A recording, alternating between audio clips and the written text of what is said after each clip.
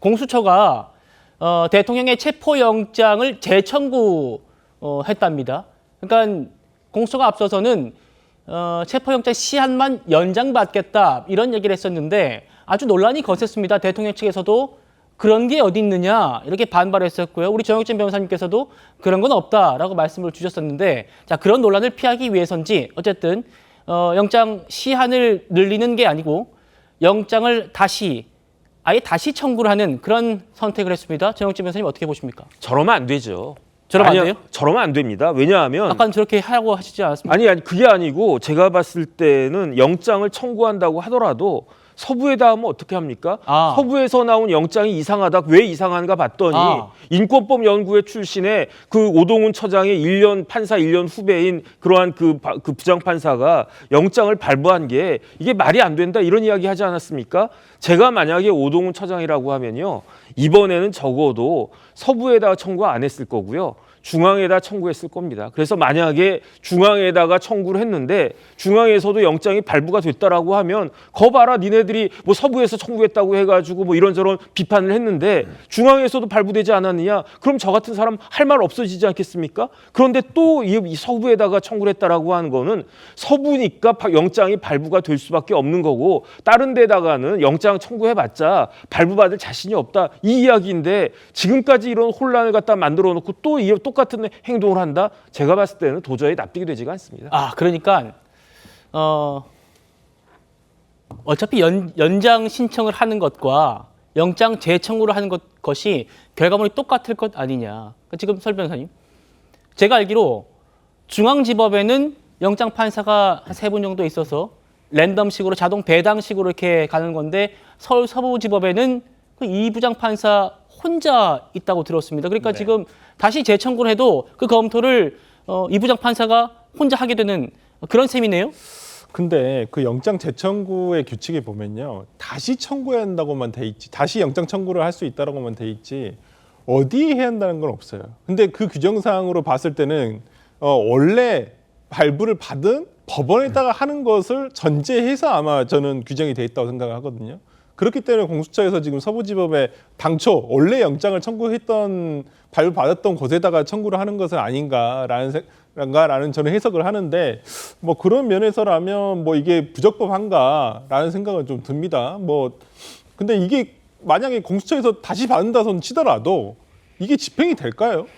저는 그런 부분은 굉장히 의문이 많습니다. 이제 앞으로 또 뭐 공조본부에서 저번과 같이 공수처 직원과 경찰 직원들이 이제 가서 집행을 하러 갈 때 더 많은 인력으로 갈 수는 있겠습니다만은 지금의 상황에서는 참 이게 다시 발부받은 영장이라도 이라고 하더라도 집행 자체가 쉽지는 않겠다라는 생각이 좀 듭니다. 예, 최 의원님 어떻게 보십니까? 지금 공수처가 하는 일 하나하나마다 지금 뭐 절차적으로 문제 있지 않느냐, 꼼수 아니냐 이런 얘기가 나와요. 그렇지만 설명을 저렇게 하면 안 된다고 생각하거든요. 지금까지는 영장 재청구가 아니고요. 기존 영장에 뭐 날짜만 바꿔서 연장하는 것처럼 말했었어요. 설명을 해왔잖아요. 예. 그렇게 해놓고서 지금 와서 기한 연장을 위한 영장 재청구도 아니죠. 그게 아니고요. 예? 새로운 영장을 청구한 거 아닙니까? 새로운 체포영장을 청구하고 그 체포영장은 이제 저게 발부가 되면 발부된 날로부터 또 일주일 이렇게 되는 거 아니겠습니까?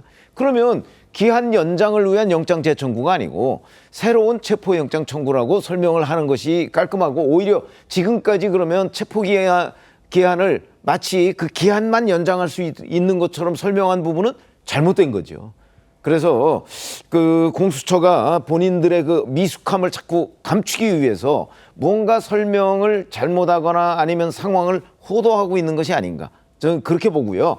이거는 그냥 영장 재청구입니다. 그러니까 그렇게 설명을 했으면 좋겠고, 예. 그 설주환 변호사께서 말씀하셨듯이 자 지금까지도 이제 영장 집행을 못했는데 그러면 영장 재청구해서 이제는 그러면 더 많은 경찰 인력의 협조를 받아서 대통령실에 아마 영장 집행을 하려고 하는 것으로 보이는데 과연 가능할까? 뭐 지금 정도의 저런 능력을 가지고 있는 공수처가 가능할지 좀 의문이다. 뭐 이것도 덧붙이겠습니다. 예. 우리 김진욱 대변인께서도 저 기억합니다. 이 공수처의 이 수사권 논란이 불거졌을 때 공수처는 하루빨리 넘겨야 된다. 이거 지금 고집하면 안 된다라고 말씀 주셨는데 지금 이제 다시 영장을 재청구한다. 어디에? 서부지법에. 이걸로 지금 또 논란입니다. 어떻게 보세요? 저는 개인적으로 계속 이런 논란이 오래가는 것은 바람직하지 않다. 결과적으로 이 문제를 가장 빠르게 해소할 수 있는 방법은 지금 국회로 다시 돌아와 있는 내란 특검법에 대해서 재표결을 이제 이번 주 중에 한다고 하지 않습니까? 뭐 정확하게 언제 하는지는 아직 날짜가 확정되지는 않았습니다만 이번 주 중에 하게 된다면 이 내란 특검법을 통과시켜서 여기에서 모든 수사에 대한 일관성을 가지고 일원화시켜서 가는 것이 맞다.